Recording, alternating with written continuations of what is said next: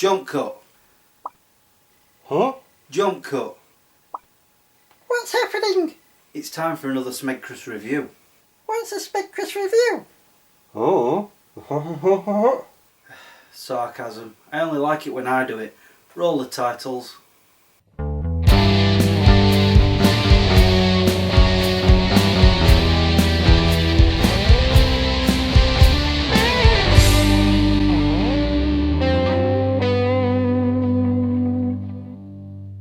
Welcome to another episode of SmegChris Review. Let's start with some television news. In case you haven't heard the big one, The Flash and Supergirl are doing a crossover. It does make sense though. They're from the same comic company, they're made by the same people, the only criteria is that they're produced by different television channels. A deal has been struck and we should be seeing it soon. There are no details yet as to whether or not it's going to be a universe hopping situation or they're just in the same one. We will see. Now for some really awesome news. It has been announced that after the next series of Doctor Who, Stephen Moffat is finally leaving. Now hopefully we will get a head writer that will actually write some decent stuff. Not going to hold my breath though. And finally, fans of Stargate Atlantis should know that the story is going to continue in comic book form where the show left off. Although its tagline, Stranded on Earth, doesn't seem quite right.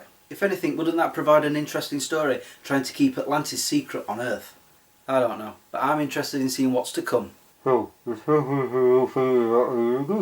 Oh, Let's move on to movie review, seeing as I finally watched a film this year. And the film I saw was Deadpool. It is pretty great, just not perfect though. The story keeps going back and forth from his origin story to what is currently happening, and it works really well. The downside to that is that not much really happens, and the story is pretty basic too. But all that being said, expect a great time with it.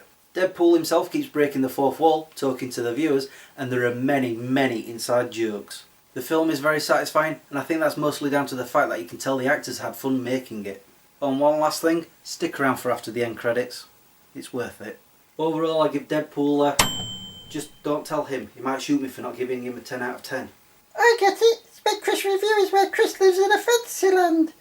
it goes on YouTube. Huh. I'm now going to end with something I do annually.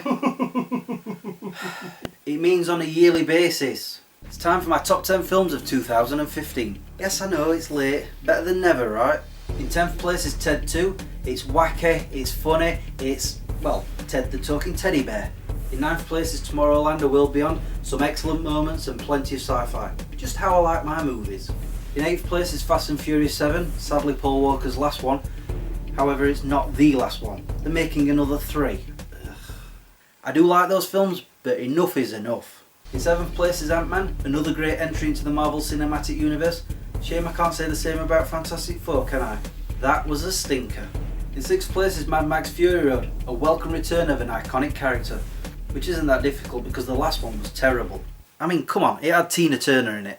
In 5th place is San Andreas, a movie full of holes, and I'm not just talking about in the ground, but it still entertains. In 4th place is Avengers Age of Ultron, a great Marvel movie, just not as good as its predecessor. In 3rd place is The Martian, awesome characters, brilliant story and fantastic direction. So, what's in 2nd place? Heck, it wasn't even a close call. Star Wars The Force Awakens. Being a fan of the original since before I can remember, this was a trip down memory lane. Wait, that's a contradiction. Just know I loved it. Just not as much as my #1 film of 2015, Jurassic World. This film still gives me goosebumps when I watch it. That final climatic scene is nothing short of spectacular and only adds to the awesome story, characters and direction. And the cool dinosaurs. And that's my top 10 films of 2015. Feel free to tell me your top 10 in the comments below. It doesn't have to be the same, I'm genuinely interested in your opinion. Oh, yeah, it's... Jump cut. That's enough from them, and from me. It's time for me to go. Thanks for watching and subscribing if you have. Until the next time, peace out. Huh, where did I send them? Who is the rubbish thing? yeah. The thing I want to talk about at the end of here was actually in the script, but I've decided to talk about it here. The fact that I haven't made many of these shows, especially last year and of late. The thing is, I tend to go see films that I want to see, and that's not fair on you guys. And because of that, I'm not going to the cinema as much. In fact, Deadpool was the first film I saw this year, and you know, it's February now. And when I started writing out my top 10 list of last year, I started panicking a little because I think there was only 12 episodes, and I was like, well, what if something I don't really like is in that top 10? But luckily I started, doing 3 film reviews and 2 film reviews, which I need to do more of actually. But I think maybe I should start seeing more films that I'm not that interested in to have a more diverse review. But the other thing is, because I work a shift pattern, it's very difficult for me to get to the cinema, especially when I'm on afternoons. The only time I can go is a Friday night because they have late showings. The rest of the week they don't, and I hate that. So the only time I can really go is after work when I've done a morning shift, or before I go to work at night. We'll see. I'm going to regret this, aren't I? I'm going to see some really bad films. Ugh. I draw the line at Quentin Tarantino films though.